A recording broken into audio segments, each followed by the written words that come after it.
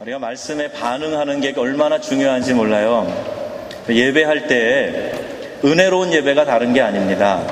하나님이 말씀 주실 때 아멘, 그렇게 살겠습니다, 그렇게 반응을 보이는 거예요. 그게 은혜로운 예배입니다. 찬양할 때 내가 막 하나님께 찬양을 올려드리면, 정말 열심히 찬양하면 내 마음이 뭉클해요.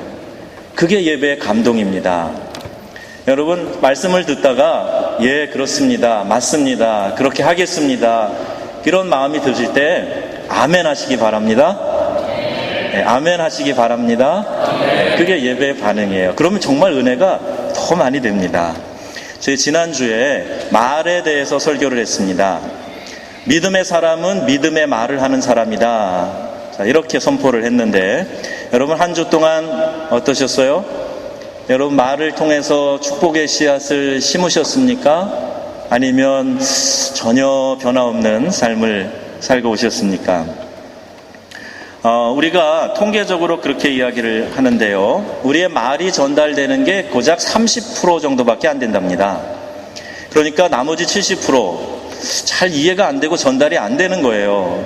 그러니까 오해도 많이 생기는 거죠. 그렇다고 해서 말을 안 하면 오해가 더 생깁니다.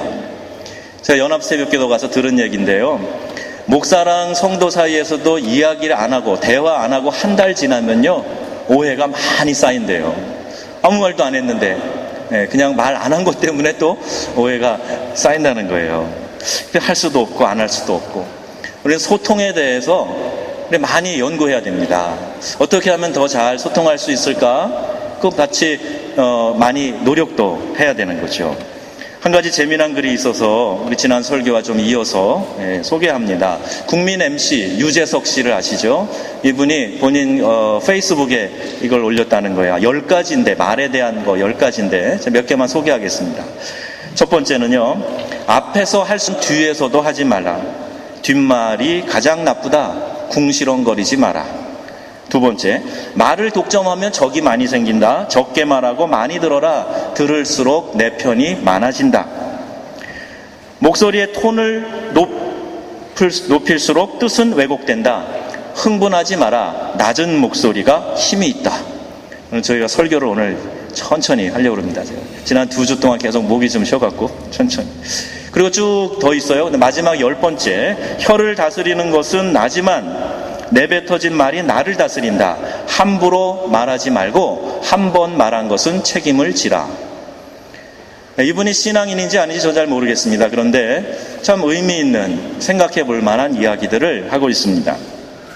오늘 본문도 요셉 자손이 여호수아에게 말하여 이르되, 요셉의 자손, 그러니까 에브라임과 므낫세 지파 그 후손들이 여호수아에게 말하되, 이 말로 시작이 됩니다. 모세를 이어서 지도자가 된 여호수아입니다. 근데 요셉 지파는 가나안 땅에 점령하여 들어가 새 시대를 열어가는 이 시점에서 지도자 여호수아에게 지금 불평하고 있는 겁니다. 숫자나 공로에 비해서 땅을 적게 받았다는 거예요. 그런데 여기 보시면 15절에 여호수아가 말합니다. 그 땅, 즉 에브라임 산지인데요, 그 땅이 부족하면 삼림에 올라가서 땅을 개척하라. 이렇게 답을 주고 있습니다. 이 땅은요, 여호수아가 각 지파에게 너 여기 가져 이러고 나눠준 게 아닙니다. 각 지파에서 제비 뽑아서 받은 땅입니다. 그리고 그 땅의 면적이 적지 않습니다. 지파가 지금 불평불만하고 있는 것은 정말 그 원인을 찾아가 보면 다른 데 원인이 있는 것을 발견하게 되는데, 16절에 거기 기록이 되어져 있습니다. 가나안 사람들이 철병거를 가지고 있다는 거예요.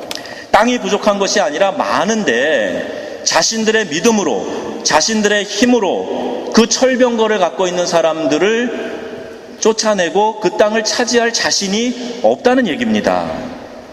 취하면 되는데, 하나님께서 다 취할 수 있도록 그렇게 허락해 주셨는데 취할 용기가 없기 때문이다 하는 거예요. 가나안 족속을 멸절하지 못했기 때문에 훗날에도 이 이스라엘 백성 꿀이 가시처럼 이들을 괴롭히는 것을 볼 수가 있습니다. 여러분, 우리가 불평불만을 하게 되면요, 시야가 좁아집니다. 한 달란트 받은 사람에 대한 이야기, 여러분 성경 마태복음에 나와 있지요. 한 달란트, 상대적으로 적게 받았다고 생각한 것에서부터 이 사람은 지금 자기 마음이 움츠러들고 시야가 좁아지는 것을 볼 수가 있어요. 그 한 달란트가 얼마나 큰 가치가 있는 것인가에 대해서는 생각을 하지 않습니다.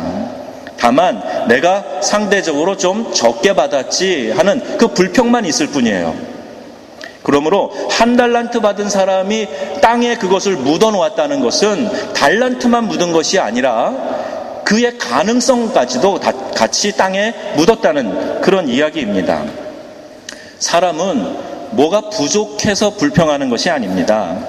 자신이 가지고 있는 것의 의미를 찾지 못했기 때문에, 그것 때문에 감사보다는 불평과 원망을 더 많이 하는 겁니다. 영적 성장에 도전하려면 우리는 먼저 우리의 말과 태도를 바꿔야 됩니다. 도전하지 않는 인생은 회전문을 계속 도는 것과 같아요. 돌다가 적당한 데서 빠져나가야 되는데 계속 회전문 돌고 있으면 제자리에 있는 것이죠. 삶은 태도입니다. 나는 아무것도 할 수 없다는 생각이 지배하게 되면, 이것은 안 돼. 지금 상황은 불가능해. 우린 할 수 없어. 나는 뭐가 없어. 이 얘기만 이제 계속하게 되는 거죠. 삶의 문제를 바라보는 나의 태도, 축복을 바라보는 나의 태도에 달려 있습니다. 우리의 삶은 그렇게 움직이는 거예요. 지금 얼마나 가졌느냐, 이게 중요한 게 아니라 앞으로 내가 어떤 것을 가질 것인가, 무엇이 목표인가, 그 바라봄이 더 중요하다는 겁니다. 하나님을 바라보는 시각을 잊지 않으면 상황은 달라질 수 있어요. 앞전에 힐링 캠프에 이지선 양이 나왔다고 우리 수요예배 때 우리 신지사님이 소개해 줬는데 저도 잠깐 봤습니다. 사회자가 이런 멘트를 한 것 같아요. 다시 예전의 고운 모습으로 돌아가고 싶으냐고. 근데 이지선 양은 아니라고 그랬어요. 지금 이 모습으로 있기 때문에 많은 상처받은 사람들, 절망 가운데 있는 사람들에게 자기가 역할을 하고 있다는 거예요. 그래서 나는 옛날의 그 삶보다 지금이 더 좋다는 얘기입니다. 뭐가 달라졌지요? 관점이 달라지니까, 생각이 바뀌니까 그의 인생관이 달라지게 된 겁니다. 하나님은 아브라함을 캄캄한 밤에 별을 보여주면서 소망을 얘기해 주셨어요. 절망이 있고 캄캄한 우리의 삶의 그 현장에 하나님은 찾아오셔서 별을 바라보게 하시고 소망 이야기를 해주시는 분입니다. 신자의 배짱은 내가 아무것도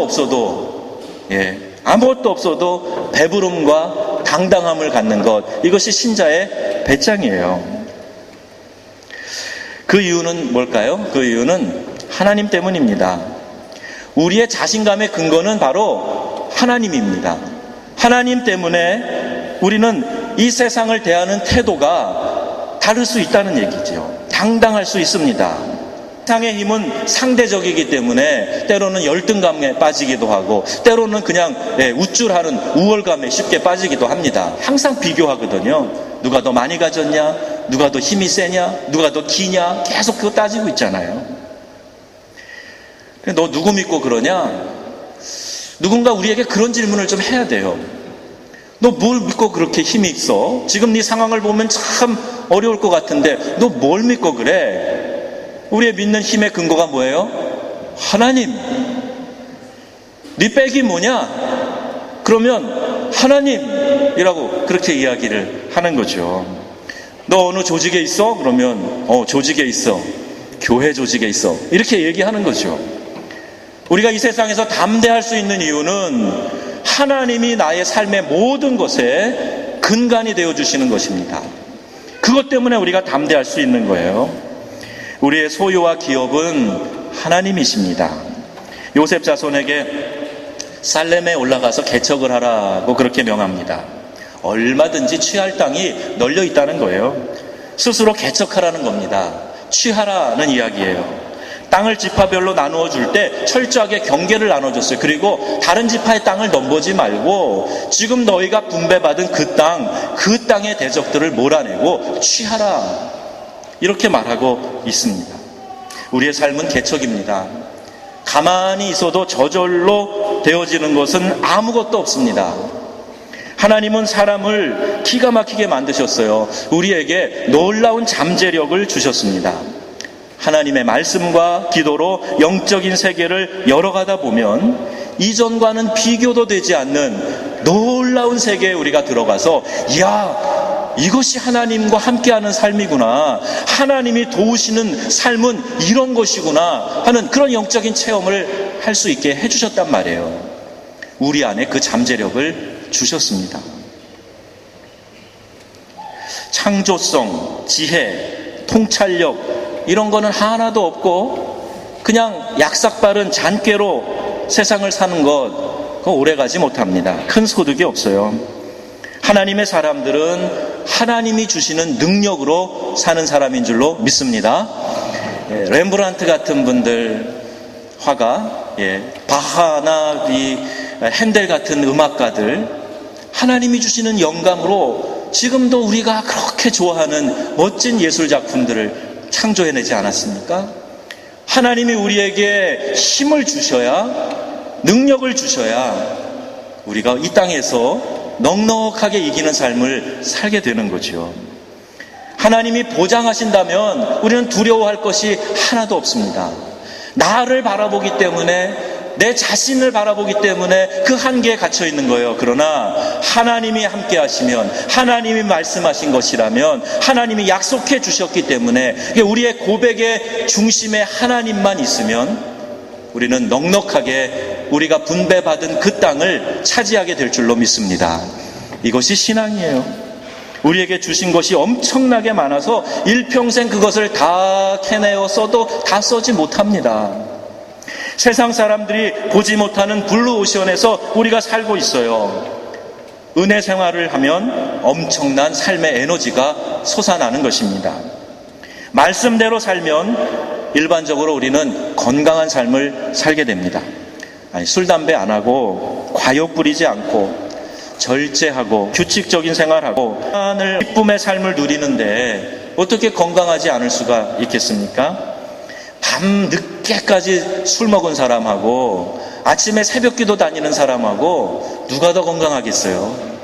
우리 신앙생활 하는 사람, 하나님 제대로 믿는 사람은요, 영육 간에 건강할 수밖에 없는 거예요. 지혜도 증폭이 되고 삶에서도 창조력이 생겨납니다.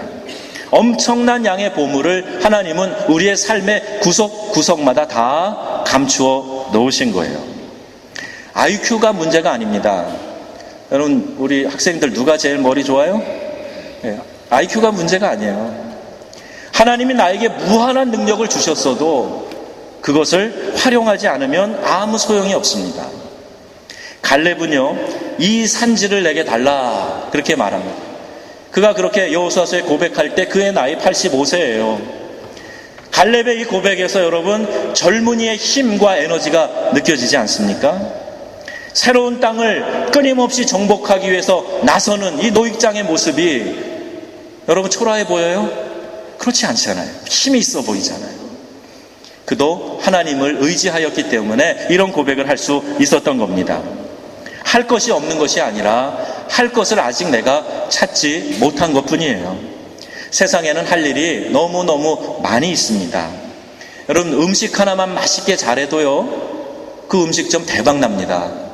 제가 어제 요번에 한국 가서요, 맛있는 음식 먹었는데 어느 집은 그 찜 하나 하더라고요. 찜. 근데 사람들이 들어오는데 한참을 기다리고 있어요. 어떤 곳에는요, 팥빙수 하나 맛있게 하는데 사람들이 그냥 줄을 섰어요. 할머니가 계속 그거 기계 돌리고 있는 거예요. 그리고 잘하니까 줄 서가지고 팥빙수 먹으려고. 하나님 앞에서 내가 할 일이 무엇인가, 이것만 분명히 찾고 거기에 접속돼 있으면 내 힘이 아니라 하나님의 능력으로 이 땅을 살아가게 되는 줄로 믿습니다. 우리 그걸 찾자는 거예요. 우리의 사명이 뭔가, 내 평생 사명이 무엇인가. 어렵다는 것과 안 된다는 것은 다릅니다. 세상을 살아가는 것 어렵습니다. 그러나 어렵지만 안 된다는 결론을 내리고 사는 것, 이게 문제가 있다는 거예요. 용기를 가지고 나가면 하나님께서 그 길을 열어주시는 겁니다. 요셉의 자손들은 땅을 더 얻기 위해서 여호수아를 찾아가서 불평할 이유가 하나도 없었어요. 철병거도 문제가 아닙니다. 문제는 하나님과의 관계에 있어요. 하나님과의 관계를 명확히 해야 됩니다. 모든 문제가 여기에서 시작되기 때문입니다.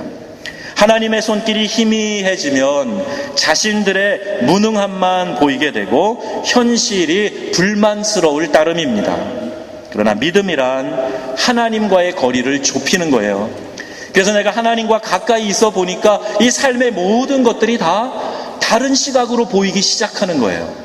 그동안 내가 생각했던 나의 모든 한계들이 다 한계로 보이지 않아요. 오히려 하나님께 나아갈 수 있는 중요한 하나의 도구로 보이는 거예요.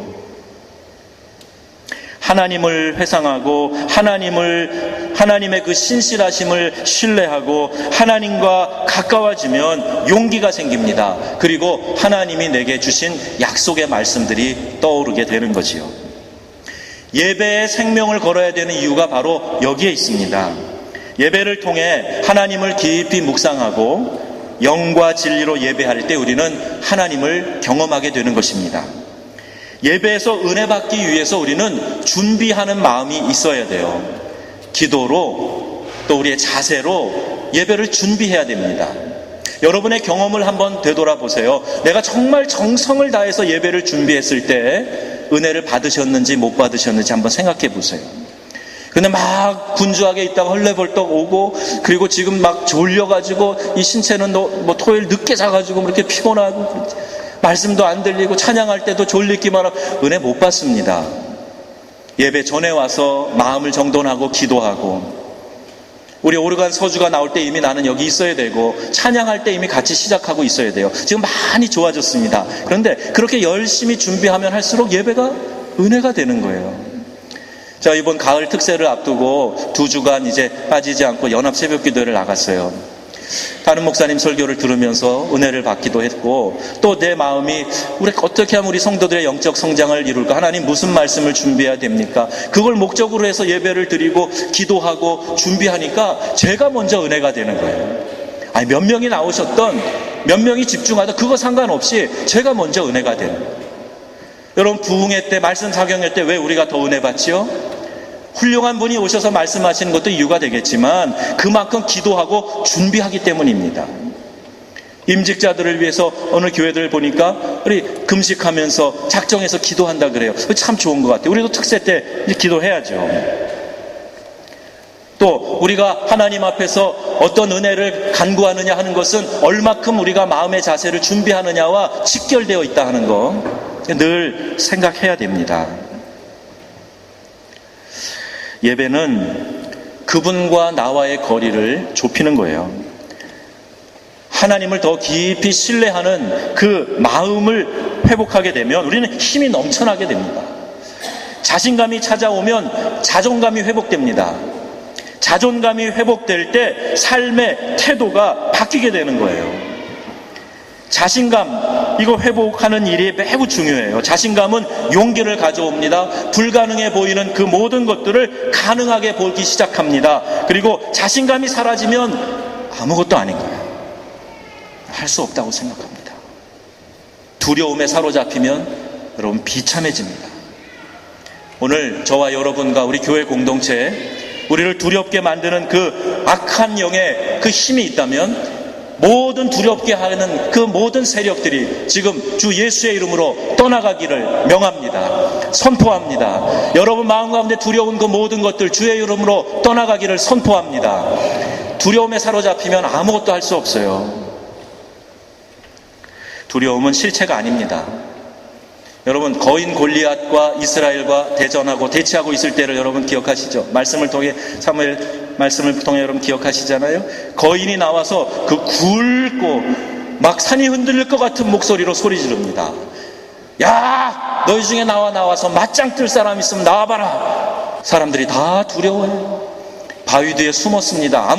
두려움의 실체가 사실은 아무것도 아니다라는 것을 믿음으로 알고 있었던 소년 다윗은 돌멩이 하나 들고 나갑니다. 그리고 그 돌멩이를 날렸을 때요, 그렇게 기세가 등등하던, 그렇게 큰 소리로 외치던 거인이 돌멩이 하나가 이마에 박히면서 쿵 쓰러져 버리고 말아요. 두려움의 실체는 이런 거예요. 정말 두렵고 내가 도저히 상대할 수 없는 그런 대상 같았는데 믿음의 소년의 돌멩이 하나에 쓰러져 버리고 마는 겁니다. 여러분 자신의 한계를 보고 주춤하고 계세요? 두려우세요? 그럴 필요 하나도 없어요. 내가 하나님의 믿음의 손에 붙들리고 내 믿음으로 하나님의 손에 붙들리기만 하면 돌멩이 하나 갖고도 그 모든 대적을 넘어뜨릴 수 있는 것, 여러분 이것이 믿음의 힘이에요. 믿음으로 하나님을 신뢰하고 나아가면 두려움은 눈 녹듯이 사라집니다. 너는 칼과 창과 단창으로 나오냐? 나는 만군의 여호와의 이름으로 나아간다. 그리고 던진 돌멩이 하나가 이마에 박혀버리는 거예요. 중요한 건 내가 전능하신 여호와의 이름을 사용하고 전능하신 여호와와 같이 하고 있느냐, 아니면 나 혼자 지금 고군분투하고 있느냐, 그 차이만 있을 뿐입니다. 살아있다는 것은 기회를 가지고 있다는 것이에요. 믿음의 눈을 열면 열수록 우리는 그 많은 기회들을 보게 되는 겁니다. 삶의 여기저기에 기회가 이렇게 있었구나 하는 것을 그때야 비로소, 믿음의 눈을 열었을 때야 비로소 보게 되는 거예요. 도시 문명은 안주하는 문명입니다. 안주 문화예요. 술 안주 아니고 편안하게 거주하려고 하는 그런 문화입니다. 믿음의 결정장이 아니라 삶의 타협이 일어나는 곳입니다. 광야에서 살 때보다 가나안에 들어가서 이스라엘 사람들은 더 약해졌어요. 정착의 문화, 정착하는 순간 우리는 현실의 안주라는 적과 싸워야 됩니다. 지상에 사는 동안 광야의 야성을 유지하는 법을 우리는 좀 배워야 됩니다. 늘 하나님의 인도하심을 받는 삶, 광야의 그 많은 위험 속에서 하나님이 그들을 구름 기둥과 불 기둥으로 인도하셨던 것처럼 오늘 나는 광야의 삶을 지나고 있어. 그러면 여러분 그건 기회예요. 하나님이 여러분을 날마다 구름 기둥으로 불 기둥으로 인도하실 것이기 때문입니다. 오히려 안주하면 문제가 있어요. 이젠 됐다. 이 정도면 됐어. 이 정도면 더 아쉬울 것 없어. 그러면 금방 열심히 식어지고 목표가 사라지고 금방 부패하는 냄새를 내기 시작합니다. 하나님은 아브라함에게 너는 너의 본토 친척 아비집을 떠나 내가 내게 지시할 그곳으로 가라 그랬어요. 이제 하란의 그 모든 문명을 내려놓고 안정된 삶을 내려놓고 광야길을 나섭니다. 여러분 성경에 롯도가 나오는 거 아세요? 하나님이 아브라함을 부르셨을 때 아브라함의 그 말씀을 따라갔고 롯도 그와 함께 갔더라. 성경에 롯도가 나와요.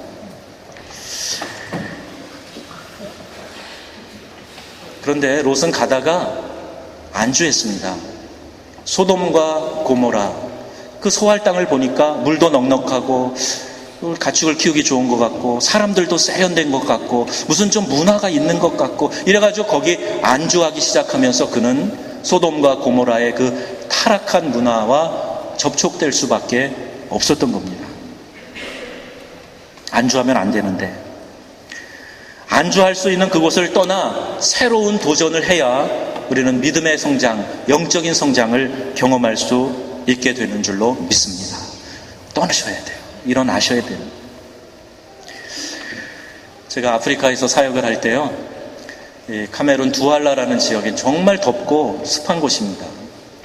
근데 거기에서 물, 전기 없이 집은 덩그러니 지어놓고 참 고생을 했어요.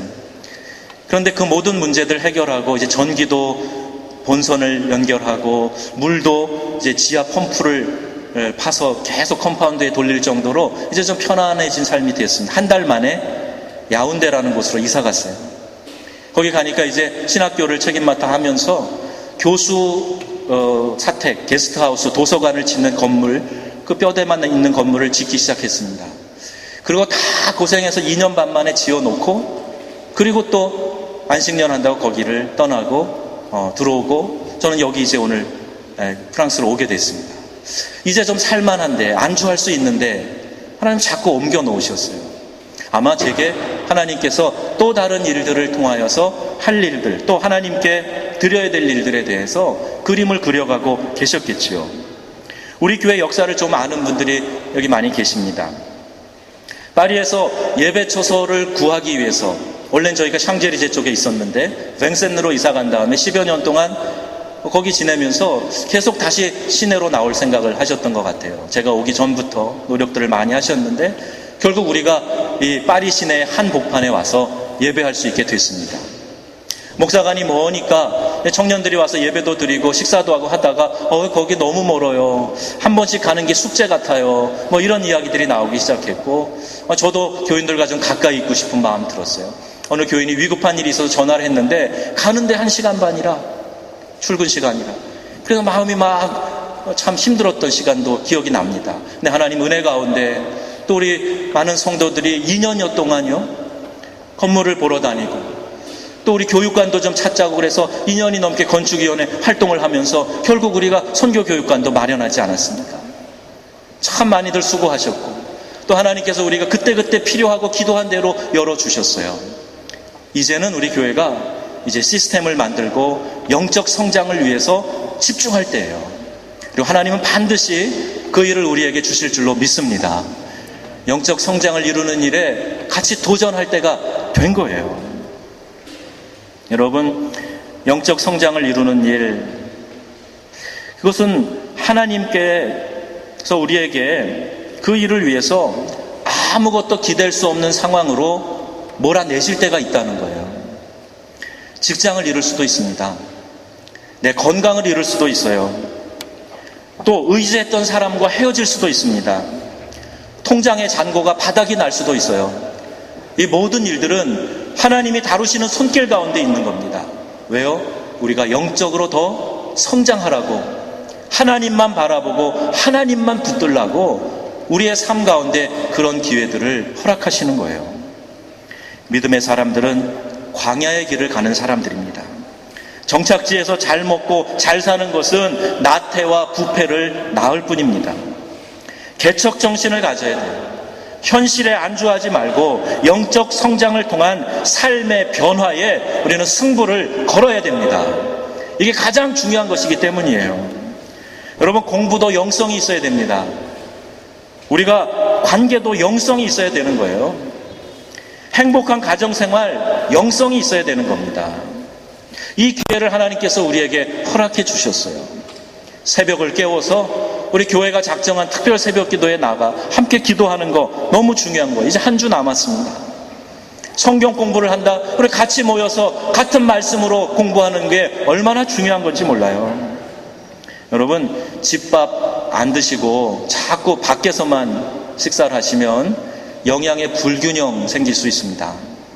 잘못하면 좋지 않은 것 드셔서 탈날 수도 있습니다. 너무나 많은 이단들이 있어요. 좋은 교훈의 가르침도 많이 있지만 그렇지 않은 것들도 많이 있습니다. 어느 분에게 제가 지난주에 전화 신방을 했더니 목사님 잠깐만요 얘기하시는데 어느 한국의 유명한 목사님 그 설교를 지금 듣고 계시다는 거예요. 제가 물어보지 않았는데 알려주시더라고요. 그래서 이제 그걸 틀어놓고 저랑 통화를 하셨습니다. 좋은 강연, 여러분 인터넷에서 좋은 컨텐츠들이 많이 있으니까 들으시는 거 괜찮아요. 잘 선별해서 들으시는 것 문제 없습니다. 또 검증된 좋은 교단, 건전한 교단의 목사님들 교회 설교 듣지 못하게 하지 않습니다. 여러분 들으시고 은혜 받으시는 것 중요해요.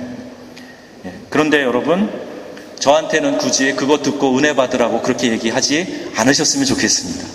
그냥 여러분 들으세요. 설교 잘하는 목사님 많이 계세요. 근데 여러분 이걸 알아야 됩니다. 그 목사님 여러분에게 신방합니까? 혹시 그 목사님이 여러분 이름을 알고 기도해 주고 계신가요? 내가 오늘 예배하는 현 주소, 하나님이 공동체로 주신 그 말씀의 꼴을 같이 나눠 먹는 그 장소의 그 말씀, 중요한 거예요. 이것이 되어진 상태에서 좋은 크리스찬 강연도 듣고 또 다른 설교도 듣고 하는 것이, 이거 내팽개쳐 놓고 다른 거 찾아다니는 건요, 중심이 없는 겁니다, 여러분. 믿음의 뿌리도 없는 거예요. 여러분의 영적 성장을 위해 도전하세요. 인터넷과 케이블 TV가 없던 시절의 크리스찬들보다 오늘날의 크리스찬들의 믿음이 더 나아졌을까요? 저는 그렇다고 생각하지 않습니다. 내 교회에서 처리하고 내 교회에서만 말씀 듣고 새벽 제단 쌓던 시절의 교인들이 더 믿음이 건강하고 뜨거웠어요. 여러분이 속한 교회에서 진행하는 예배, 기도회, 성경 공부, 여러분 적극적으로 참여하셔야 됩니다. 여러분을 알고 지도해주는 영적 처방을 여러분들이 잘 따르셔야 되는 거예요. 그게 가는 길입니다. 제가 새벽에 기도하는데요, 하나님, 목자의 역할이 뭡니까? 일주일 내내 기도했어요. 주의 지팡이, 막대기, 그리고 목동 다윗이 사용했던 물맷돌 저한테 주세요. 분명하게 보이게 해주시고 든든히 제가 그걸 붙잡게 해주세요. 그런 기도 계속 드렸는데 어느 날 제가 그런 생각이 들더라고요. 야, 너는 약장사다. 그런 생각이 들었어요. 내가 왜 약장사입니까, 주님? 아니, 신약, 구약, 약이잖아요. 그죠? 물론 언약이라는 뜻이지만 이게 또 영적인 의미에서 약이에요. 약을 잘 조제해서 상황에 맞게 그 사람이 영양제가 필요하면 영양제를 줘야 되고, 어떤 질병을 치료하는데 필요하면 그 질병 치료하는 약을 줘야 되는 거죠. 그게 목자다. 이렇게 말씀해 주셨어요. 여러분, 아멘이세요? 아멘이세요? 잘 들으세요. 잘 들으시고 내 신앙을 돌보고 인도하는 사람의 말을 잘 듣고 같이 그분과 말씀을 나누고 말씀을 배우고 하는 일이 너무너무 중요한 겁니다. 믿음의 삶을 살았던 강영우 박사가 계세요. 우리의 삶에 어려움이 많이 있지만, 현실적인 문제 많이 있지만, 우리가 불가능이라고 말하기 전에 믿음의 삶을 살았던 우리 주변의 사람들 먼저 봤으면 좋겠습니다. 강영우 박사가 이제 돌아가셨는데 미국의 백악관의 보좌관, 특별 자문위원까지 고위공직자가 되셨잖아요. 아마 가장 높이 올라가신 분 같아요. 그분이 책을 썼는데 책 제목이 이런 겁니다. 오르지 못할 산은 없다. 네, 장님이신 이분이 맹인으로서 살았던 분의 언어예요. 또 그가 쓴 다른 책의 제목 이런 겁니다. 내 눈에는 희망만 보인다. 이렇게 참 얼마나 멋있습니까? 믿음의 사람, 절대적인 한계를 갖고 살아가는 사람, 그러나 그는 이 고백을 하고 있는 거예요. 그 백그라운드에는 하나님이 계십니다. 여러분, 닉 부이치치라고 하는 분을 아시죠? 태어날 때부터 사지가 다 없이 태어났습니다. 이 몸통 밑에 발가락 몇 개 달려 있어요. 근데 그가 이번에 플라잉이라는 책을 썼습니다. 파도를 타는, 서핑을 하는 자기의 모습을 책 표지에다가 사진으로 냈어요. 아니, 정상적인 사지를 다 갖고 있는 사람도 서핑하는 거 어렵잖아요. 그런데 발가락 몇 개 달린 사람이 서핑, 플라잉! 얼마나 멋있습니까? 그는 어린 시절에 자신의 모습을 자학하면서 목욕탕에 빠져 죽으려고도 했습니다. 그런데 그가 하나님을 만나고 믿음이 생기니까 삶을 자학하는 것이 아니라 그는 오히려 나의 이런 모습을 가지고 내가 넘어졌다가 이렇게 머리로 해갖고 일어나는 이 모습만 봐도 사람들이 저렇게 용기를 얻고 눈물을 흘리는데 내 삶에는 이유가 있다. 그리고 삶을 다시 살기 시작한 거예요. 발가락 몇 개 달렸지만 그걸로 컴퓨터 타자를 잘 칩니다. 못하는 게 없어요. 한계를 늘 도전합니다. 수영도 잘하고요. 팔도 없는 사람이 첫 번째 지은 책이 뭔지 아세요? 허그예요. 허그. 삶이 달라진 거죠. 무엇이 그를 그렇게 멋진 삶으로 변화시켰습니까? 답은 하나예요. 그가 가진 믿음입니다. 믿음이 그를 바꾼 거예요. 믿음의 사람은 1%의 가능성만 있어도 충분하다고 말하는 사람이에요. 그 이유는 어디에 있습니까? 하나님의 계산법을 아는 데 있는 거예요. 그게 바로 믿음입니다. 우리는요, 덧셈을 합니다. 우리는 덧셈을 해요. 그런데 하나님은 1만 있어도 거기다가 곱셈을 해주시는 거예요. 1 곱하기 10은 10이에요. 20이 곱해지면 20이에요. 근데 우리는 우리의 노력으로 일에다가 아무리 열심히 해서 일을 더하면 2밖에 안 되는 겁니다. 하나님의 방법은 뒤에 동그라미 하나씩 더 쳐주시는 거예요. 이게 하나님의 방법입니다. 내가 열심히 해서 내 삶에 노력하는 것, 그걸로 다라고 생각하시면 안 돼요. 하나님의 축복의 원리를 생각하면서 나는 최선을 다하지만 하나님, 그 나머지 것은 하나님의 몫입니다. 그 이상은 하나님께서 해주셔야 합니다. 이렇게 고백하는 거죠. 중요한 것은 내가 하나님의 말씀, 하나님이 말씀하신 축복의 원리를 받아들이고 살아가는가에 있는가, 그렇지 않은가, 여기 달려 있습니다. 우리 교회 한 성도님이 이런 고백을 했어요. 내가 아직 하나님을 확실하게 믿지는 못하겠다. 그러나 하나님이 계신 것은 안다. 왜냐하면 내가 내 삶에 노력한 것 이상으로 나는 지금 내 삶을 복되게 누리고 있기 때문이다. 이렇게 이해하셨어요. 전능자, 절대자가 계시지 않으면 내가 했던 것 그렇게 대단한 거 아닌데 지금 이 정도 누리는 것, 이건 누군가 계신 거야. 막연하게나마 그걸 느끼고 있는 거죠. 여러분, 사람들이 만든 잘못된 편견에 감염되지 마시길 바랍니다. 쉽게 무엇을 얻으려고 해서도 안 돼요. 복권이나 로또 절대 사지 마세요. 우리의 영적인 세계를 무너뜨립니다. 월급 액수에 비해서 그 배를 일하는 심정으로 열심히 한번 해보세요. 편하게 먹고 살려고 복을 구하는 것이 아니라 이 땅에서 하나님의 뜻을 실현하기 위해서 주님 제게 복 내려주세요. 이런 간구가 우리에게 있어야 합니다. 기독교인이 점점 줄어든다고 하고 있습니다. 지난 수요예배 차드의 양승훈 선교사님 오셔서 참 은혜로운 말씀 해주셨는데, 그 말씀 중에 한국 대학생들 가운데 지금 3%만 기독교인이라는 거예요. 자기가 기독교인이라고 응답했다는 거예요. 3% 정도가 크리스찬인 그 족속을 우리는 미전도 종족이라고 말합니다. 그런데 한국의 대학생들이 지금 미전도 종족이 되고 있는 겁니다. 그리고 한국 선교사의 평균 나이가 46살이래요. 더 이상 젊은이들이 선교사로 많이 자원하지 않는다는 얘기죠. 프랑스에서는 신앙생활하기 더 어려운 현실입니다. 그러나 여러분, 위기는 또 하나의 기회예요. 바닷물의 염분이 5% 정도밖에 안 된다죠. 그런데 우리는 바닷물은 짜다 이렇게 알고 있습니다. 단 몇 %라도 제대로 믿으면 되는 거예요. 다른 사람 바라보면서 실망하지 마세요. 왜 그리스도인이 그래? 왜 직분자가 그래? 이런 말 하지 마세요. 내가 정말 소금인가? 내가 바다의 소금 역할을 하는 사람인가? 빛인가? 이걸 생각하고 나와 하나님과의 관계를 잘 정립하는 게 더 중요한 겁니다. 더 우선되는 일이에요. 여러분, 할 수 있습니다. 여러분, 하나님은 하실 수 있습니다. 여러분에게 그렇게 할 수 있다고 말씀하셨고 그렇게 맡기셨어요. 여호수아를 통해서 계속 말씀하시는 것은 취하라 하는 거예요. 그리고 여호수아 1장부터 계속 말씀하시죠. 두려워하지 말라, 두려워하지 말라, 담대하라, 강하고 담대하라, 계속 말씀하고 계세요. 우리의 생각과 의식 속에 두려움이 지워지는 은혜가 있기를 축원합니다. 두려움이 다 지워져야 돼요. 세상 사람들이 두려운 것은 이해가 돼요. 두려울 수밖에 없어요. 그러나 우리는 아닙니다. 여러분, 먼저 우리의 믿음을 한번 점검해 보시자고요. 하나님은 우리 모두에게 놀라운 기회를 허락해 주셨습니다. 아무것도 가지지 않았다고 불평하지 않기를 바랍니다. 이미 많은 것을 우리에게 주셨고 믿음으로 그것을 취하라고 말씀하고 계시기 때문이에요. 믿음은 날개입니다.